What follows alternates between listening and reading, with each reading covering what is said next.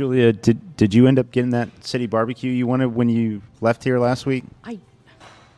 I didn't get it when I left because for whatever reason, I thought I'm going to get home. And normally when I get home from recording, I shovel whatever food I end up getting for Josh and I into my mouth, and then I go to bed. So, like, I'm in bed within 15, 20 minutes of finishing food. Right. Holy shit. So, and I'm like, do I really want that much meat right before I get into bed? Yeah, you do. I do. All the meats. All the time. For some reason, it sounded like it could be a bad idea, so I opted to not. And instead, we got Skyline, because that's so much better than a bunch of smoked meat, which in retrospect, probably should have gone for the city barbecue, but I didn't. I had a time trying to get some barbecue over the weekend. So. Oh, yeah? But this was like the perfect weekend to get barbecue. What day was it? Was it Sunday? No, Saturday. Was it Saturday or Sunday? I forget. I've been very busy. Let me just interject and say, damn, does Annie make good spicy margaritas. Hell yeah, she does. BLOX-aritas. Shout out to Blocks, because using lime blocks, strawberry blocks, any blocks to make a frozen margarita is so goddamn good. Good idea. Yes. Yeah, I've got the stuff at home to make frozen margaritas with blocks. Do it. Anyway, from my Rachel. But yeah, you had trouble getting barbecue over Labor Day weekend. Well, How? Yeah. So okay. Explain this. So to you're me. having a spicy BLOX-arita. Yes. And I've got my go-to. I've got a Teramano Reposado. If you start singing, I'm hitting mute. Just so you know. Yeah. Teramano Reposado. And delicious, by the way. So you were going to tell us about not being able to get barbecue, and then we had a topic we wanted to we do to discuss. We do. And so Vincent wanted to go to Sonder. Okay. So that's fine. Picked him up, went to Sonder. On the way to Sonder, Mason Montgomery Road, there's this barbecue place called Dickie's. Mm-hmm. I've never had it. I think I've had it once or something. So no, or I you didn't. saw the Dickies. I saw the Dickies, and so I was sitting at Sonder, trying to order on the app. I was trying to be, with it, hip to the technology, as the youth, the kids say. And I kept hitting a brick wall. I called the location. I was like, "Hey, I'm having a lot of trouble with trying to order through the website. I know what I want to order," and they're like, "Actually, we closed like 2 hours ago." Oh no, and that's why it. Who answers the phone at a location that closed 2 hours ago? 2 hours ago, yeah. Even if all you're doing is clean up stuff, just don't. Yeah, don't answer the phone. Yeah. So anyway, I'm like, shit. So I had already texted the family, told Rachel, this is what I'm going to do. This is mac and cheese, potato salad. It's going to be rolls. It's going to be, this meat, this meat. Thing. Yeah. We're gonna do this. So I'm like, well, I guess. Let me look up City Barbecue right down the street here in Blue Ash. They were open till 10, and I was plenty early enough to get there. I start trying to place the order again through the app. Using the technology. Yeah. And I even get to the point where I snap a photo of my card. Yeah. Because you can enter the information or you can choose to snap a photo of the card. Sure. Snap a photo of the card, nothing happens. It's like a nothing. I'm like, well, what the hell is this? What is going on? What just fucking happened here? Like, I gave you a picture of my goddamn card and everything. And then you're going to deny me now? Right. And so I immediately log in, and I'm not logged into the public Wi-Fi. I immediately, on my own device, log in, check my account. Nothing's pending from City Barbecue. I'm like, okay. And then so I call City Barbecue. Now, I thought I was calling a location. Apparently, I'm not. Apparently, I'm calling a call center. Who knew there was a call center for City Barbecue? Yeah. So anyways, I talked to this guy who was super nice. I should have recorded the call. That way we could play it, much like Shift Beers plays calls when they just decide to call breweries or distributors or whatever it is that they do. And so he's like, well, actually, probably the best thing for you is to go place your order in person at the location. You're like, You know what? I really appreciate that. Thank you for dumbing it down to the lowest common denominator, and I'm going to go place my order. Right. So I drive over to Blue Ash from Mason, place my barbecue order. And in person? In person. All right. Vincent's freaking out because he wants Dickey's barbecue. He saw that I was ordering Dickey's barbecue. I'm like, hey, we're going to get Dickey's barbecue. Yesterday, he was going to bed. Today was the first day he went back to his transition program for school. And last night he was like, Dickey's barbecue tomorrow. I'm like, nah, not Dickey's, not tomorrow. Not Dickey's tomorrow. Because you don't want the meat sweats like, right when you're about to get into bed after you get home from recording our podcast. Yeah. You see? And then he's like, well, and then tomorrow, day after tomorrow, next Saturday, Dickey's barbecue. I'm like, nah, Dickey's barbecue, nah. No? No. And then Rachel tells me, Vincent, next year we'll get Dickey's barbecue. No. Dickey's barbecue tomorrow. It's like, all right, you need to calm down and go to bed. Anyways, so we get the city barbecue, and get the city barbecue home, and the brisket was very tasty. It was very, very good. It always is. It was moist. This is one of the few times where using the word moist is actually fine. acceptable. Agreed. Their smoked turkey is always really good too. I got the chicken in the brisket. Okay, and then good we choices. got the mac and cheese and mashed potatoes. Nice. And then of course the buns Cornbread? you're supposed to make. Yes. There you go. Now I There only you got go. 3, and I split them in half because they are they're very proud of their cornbread. They want $25. For like a 12 little mini loaf. 12 mini cornbread loaves. Yeah, but man, it's good. It is. Yeah, It's good. Yeah, Is it $25 good? No. No. Hold on. No. There we go. Thank you, Liam. I see. Even though he's kind of an asshole, he hangs around until we're done recording. Yeah, he's a little bit of an asshole. It's fine. So speaking of things being expensive, there was a bit of a Twitter conversation that happened a couple days ago. The tweet? Yeah. Do you have it? Do you have it up? Do you know how to find it? Can you use the technologies for good and not evil? Like not getting your son Dickey's barbecue? No, that's fair, Julie.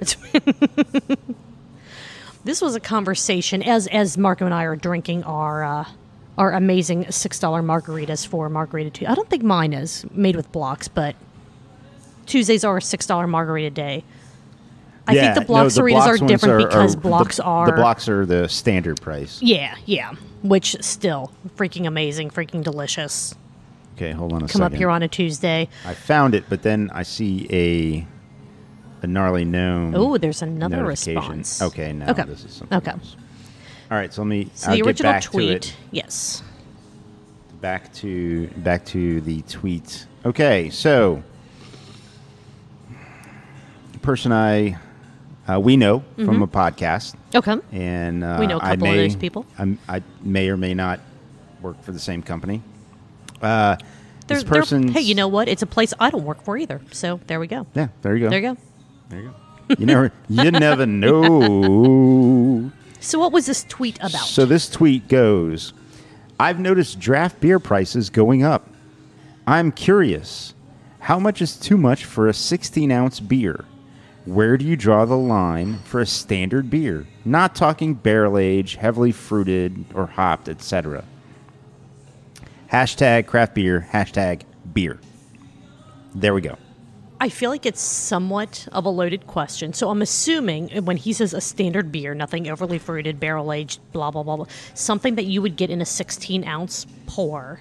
So right. Like a lager, just a standard IPA, not a double, not, right. Like anything that would come in a typical 16-ounce format. And yes, we are recognizing as you get into a double IPA, as you get into a barrel-aged beer, as you get into some of these heavily fruited sours, as you get into things that are going to already be in a smaller format than 16 ounces, typically, I want to stay on that track. So preface it by saying, look, it can be a lager, it can be an ale, but one that you would typically get in a 16-ounce format. Right. And for me, I had thought about this, and I thought about responding, but then I saw that you responded with kind of exactly what I was going to say. to me, I don't know what my limit is. I don't know what that upper price point is that I would not pay for 16 ounces of beer, because there is so much that potentially goes into that 16 ounces. I mean, you look at some of the stuff that, like, Narrow Path does. It might be a, air quotes for people not watching the Patreon live stream, a 16-ounce pour of a, I don't even want to say basic lager, but a lager that they have adjuncted or that they've, made their own. But because of the size of the brewery and potentially the limited availability of whatever additional ingredients that they put into that beer, it might cost them, we'll just say $7 a pint to make. So they're going to try to sell it to me for $10 a pint because of what it is, because of what it was made with, because of the cost to the brewery to make it. And if it's good, I will happily pay it. So I think that if I started seeing just something that's just listed as a lager, an IPA, something that didn't appear to have anything additional to it, I don't know, maybe $12 would be kind of that point to where I'm like, now I'm hitting ballpark prices, and I'm not sure I'm okay with that. But depending on the brewery, depending on the taste, depending on the quality, I might be perfectly fine with that. Yeah, I think that's the other qualifier that we need to put on it, is that we're talking about an establishment. Let's say you go to a restaurant or a bar. Mm-hmm. We're not talking about places that inherently have a sort of an understood inflated price. Right, when you go to a ballpark and you pay $12 for a 16-ounce draft, mm-hmm. or you're paying $20 for a 20-ounce draft beer or something like that. That's not what we're talking about. No, we're talking about your everyday brewery, bottle shop, whatever, where prices are fairly standard. They're not concert prices. They're not sporting event prices. But yeah, I don't think that I have an answer to what's too high of a price to pay, as long as I understand what's going into the beer. Now, if someone says, if I walk into just like an average bottle shop and I say, I'll have a pint of Coors, and they say, okay, that'll be $12. I'm going to be like, you know what? I don't think I want to pay $12 for that particular beer. But if you give me something from a smaller local brewery, and you say, okay, this beer from, again, I'll just use Narrow Path as kind of the example, but, Fibonacci, whatever, just, smaller brewery that, depending on what they're doing, their prices may have to be higher to ensure that they stay open. And you say, okay, here is a pint of a amber ale. It's $12. I'll probably not even blink and just be like, okay, cool. Because I know it's going to be delicious. I know it's not mass produced. I know that money is going right back into that brewery, into that company, into those people's lives, essentially. So I don't know. It's a really hard. It's hard to have a line anywhere. It is, and I think part of it is we have to think about a little bit of the history too in some of this. So, mm-hmm. Back, 7 years when I started commercially brewing. Let's go back 9 years before I started commercially brewing. You would pay $4 to $5 for their a craft brewery's lager option, mm-hmm. Pilsner lager option. Sure. Maybe basic pale ale. Okay, $4 or $5. Sure. Over the course of time, we're to this point. So that was 7, 8, 9 years ago. Now, a basic blonde ale, typical lager, maybe pale ale, you're paying $6 or $7. Mm-hmm. And then what you're doing today is you're getting beers, maybe a double IPA is not in a 16-ounce format. Mm-hmm. A double IPA is in a 10 or 12-ounce format. And then you're paying $8 for that. Right. So, and to notice the price of craft beer is going up is almost to say, like, where have you been, recently? 2 to 3 years. Specifically, yeah. right. I mean, the availability of ingredients is not what it used to be. And I'm not knocking the person for saying, hey, I've noticed. Sure. It's like, no, it's going to happen. Sure, right. I mean, right now you have, droughts in part of the country to where certain of the ingredients, certain parts of what you use to make beer they're not available. You have to get them from somewhere else. The prices are higher because of that. For equipment, for cans, for anything being shipped here and there. I mean, you still have supply chain issues going on. There was always some sort of crisis, right? I mean, what was it 2019, 2020? All the wildfires in California were just wiping out hop farms. Right. Or were so dangerous that the people that worked at the hop farms couldn't get there to actually harvest the hops. Right. And then we had, the can shortage, and then the can shortage led to the can producers. There's only, I think, 2 major ones in the United States.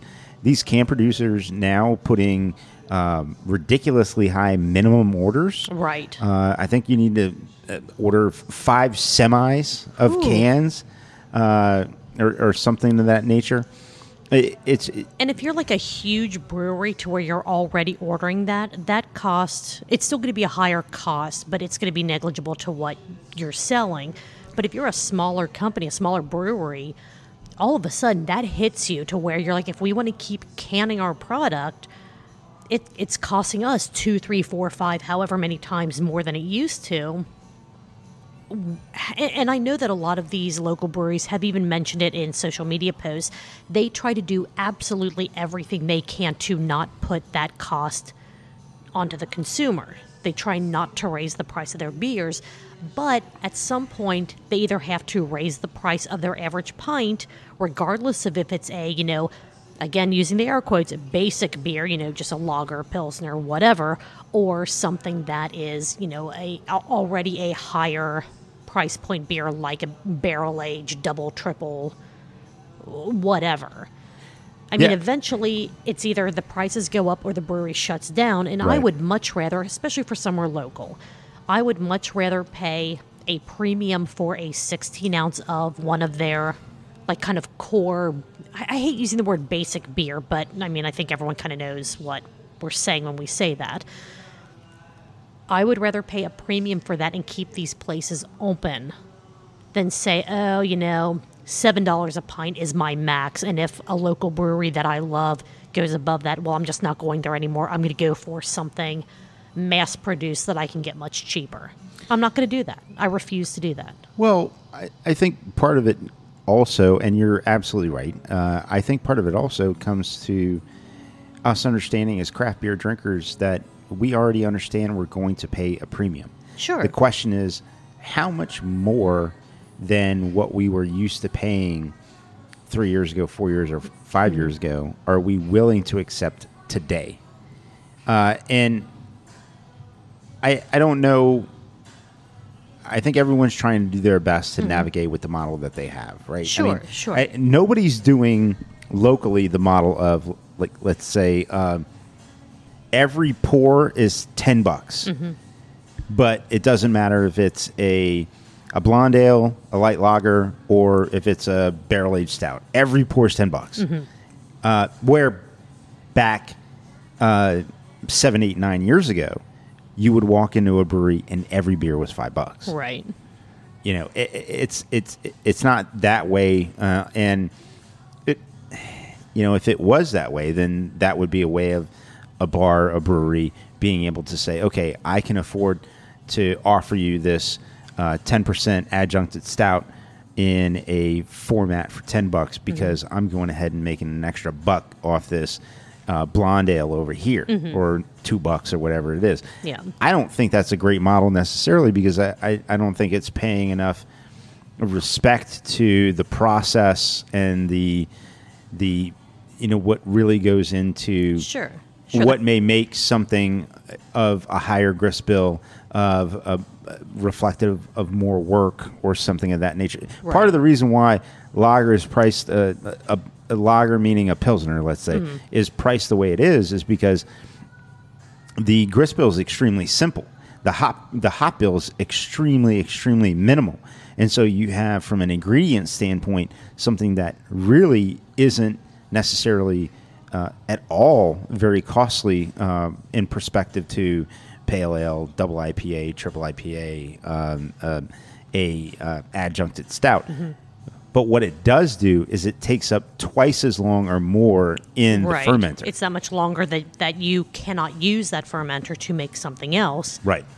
Unless you have a huge production house and you can do, like, dedicate X number of tanks to this style and X number to that style. Right. And even the smaller breweries probably, to some degree, are doing that. It's like, okay, fermenter FV1 is going to be lager. Mm-hmm. It's just, it turns lager, all year round, one. But that also means that it takes 4 to 6 weeks to be able to put another lager in that tank. Right. And I think another thing, too, is to use kind of the $10 example. $10 today does not spend the same way $10 just 5 years ago spent. So just taking into account the way that just the economy in and of itself is going, not even beer specifically, but just everything. Are the prices going up, or are they kind of still in line with the way prices are going for everything else that we purchase on a daily, weekly, monthly, whatever basis? Yeah, sorry for chewing ice in the microphone there, but it was delicious. Went ahead and he has finished off his polished tequila, off that Teramano Reposado. It's just delicious. My so goodness, good. It's really good. I'm still working on my my margarita because with tequila I need to go slow. Yeah, you're doing great. Thank you. I do agree that I think basically what both of us are trying to say is, like, look, if you think you're going to pay today a price for a beer that you did 6, 7, 8, 9, 10 years ago, mm-hmm. that's ridiculous to think, because the cost of ingredients and the transportation and all of that stuff, and the wages of the mm-hmm. people that are providing that, sure. or from start to finish, sure. have changed. Well, and I don't know if that was even because the person that made the post, I feel, is very aware of the course. changing of all that, and it's not just a kind of, well, I bought a pint of Truth 3 years ago and it only cost me $6, and when I bought a pint of Truth today, it cost me $7. I don't think that's the mindset at all. It's just hey, I'm noticing that as time goes on, what I'm paying per pint is getting more and more and more. It is. Which it is. It is. And, do I like the fact that my alcohol bills, for lack of a better term, are getting more and more as kind of time goes on? Not necessarily, but this is a luxury that I am able to buy, to enjoy. I think it very much follows, and I apologize if I interrupted you. I think it very much follows so many other industries, in the sense of that you used to be able to pull up to a drive-thru mm-hmm. and your combo meal was $5. And I pull up to a drive-thru and I get 4 combo meals and I'm paying $30. Right. And you go to Dollar Tree and it's not Dollar Tree anymore. No. It's $1.25 Tree. Minimum. Yeah. I mean, you'll walk in there and there'll be stuff that's like $10 and $20 and you're going, what is this? Yeah. So I think it's along with, the rest of the, retail scene. I mean, mm-hmm. This is happening. But we can say whether it's good or bad. Places are paying their employees more, mm-hmm. which is fantastic. I love that. Mm-hmm. But if you're going to pay the people that work at your fast food restaurant establishment starting at $15 an hour, then I guess your can I get my number 3? Well, instead of it being $5 that you're used to, your number 3 is now $7.99. Right. I think that's just the way that it is. Sure, and I feel that if you have, and I'm calling it a luxury because it is, if you had the luxury to be able to enjoy even 1 pint of beer a week, enjoy it. If it's something that puts a strain on your budget, figure out, can I still enjoy this? I mean, it really is a luxury item. It is not something It like is. like water and food and whatever. Even though No, it is I made, mean, it is we- made from plants. So technically, beer is a salad. So technically, beer is part of your healthy daily diet.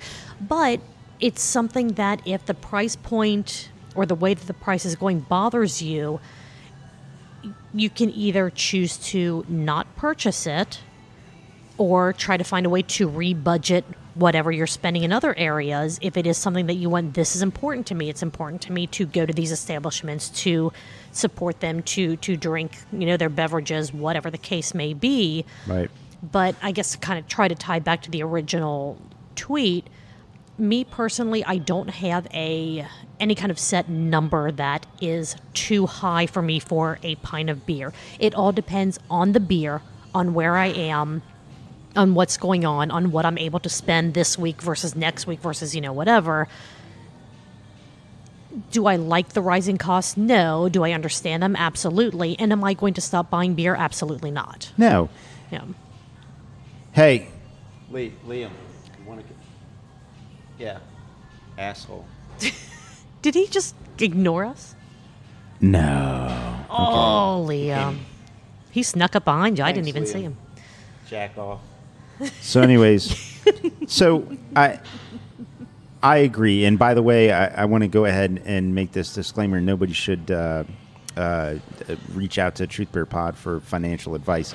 No, please do not. No, please do not. But We were discussing our tabs over the last few weeks, Early, and it's like, oh, Jesus, this is not. No, we do care about this craft beer industry, and we wouldn't have a podcast that talks about craft beer podcasts if we didn't care about this craft beer industry. 100%. And we understand that the prices are reflective of what the prices need to be. I mean Right. that they should be.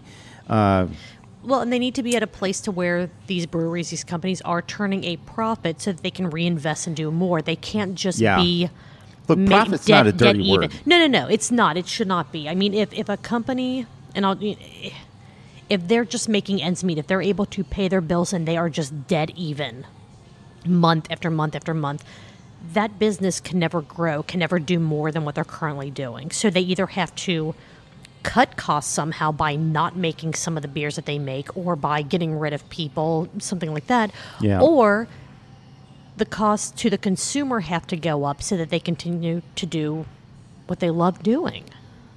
Yeah, you have to make a profit at this. I mean, we talked last week about things that we took away from Blue Sky's happy hour of what you needed to have a successful brewery. One thing you need to have is you need to have profit. I mean, Ken Grossman, the founder of Sierra Nevada, he's got his own plane. I believe it's called Eastern Airlines. Oh, God. But my point is, I mean, just fact check me. I believe that's what it is. But the point is that you need to make a profit. Right. And so many of these companies, and especially the ones that have closed, have had a really tough time of understanding the balance of profitability and affordability to your buying public. And what I would say is that, I mean, whatever you need to be profitable, it's not just keep the lights on. It's not just order your next grain purchase. It's building a foundation to have a sustainable business. And it's doable. There are plenty of models out there to be able to say this can be done. It's when it's when that you a lot of things happen, but keep profitability in mind. It's not a dirty word. And so if that pint should be $7, then charge $7 for it. Right. And in my fictitious model where every beer was $10, and so you got a 12-ounce pour of an adjuncted stout, maybe you get a 20-ounce pour of a lager. That may be a way to even it out. Sure. To where you say, okay, if that's what we're going to do, if that's what we're going to offer, then you get more of the one, for your value, and then you get the appropriate. It's appropriate portions by style, maybe. Right. And I'm not saying anyone should or shouldn't do that, but the point is that I don't know where my cutoff is. And I think from your perspective, I'm gathering that you don't really know where yours is either, because venue plays into it. The particular beer plays into it. Mm-hmm. I mean, hell, we were here a couple weeks ago and we saw something we really wanted to have. Yes. And it was proportionally more expensive than some of the other things. Mm-hmm. And we went ahead and got it. Yeah. And why wouldn't we do that with other things? I mean, I'm sure do in other ways, in other places. Absolutely. And so it's a really tough question. I don't have a hard answer other than to say, if I meet someone at a venue and they're pouring beer, they're pouring craft beer. Mm-hmm. Yes. And I see something that I want, I'm going to order it. Yeah. But if you do have a hard stop, if you do say, I will never pay more than, I'll just use your $10 example. I will never pay more than $10 for a 16-ounce pour of beer. That's fine, too. Like, knowing your limits, whether it's financial, whatever it is, that's perfectly fine. But, and not saying that the person that posed this question was doing this, but don't knock anyone that's willing to pay more, or don't knock a brewery that needs to charge more to stay open, because we're all just trying to make a living here.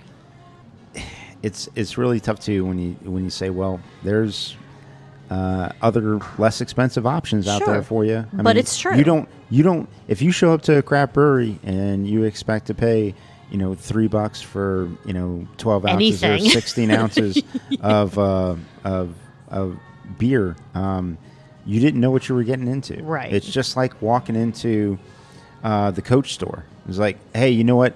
You Google purse store near me, and you walk into Coach and you're like, holy Well, I want a $15 shoulder bag, and it's like, that ain't happening. Yeah, it's like know where you're walking into, right? Sure. Yeah. You could go to TJ Maxx and get a purse, or you could go to the Coach store and get a purse. I mean, there's differences there. Agreed 100%.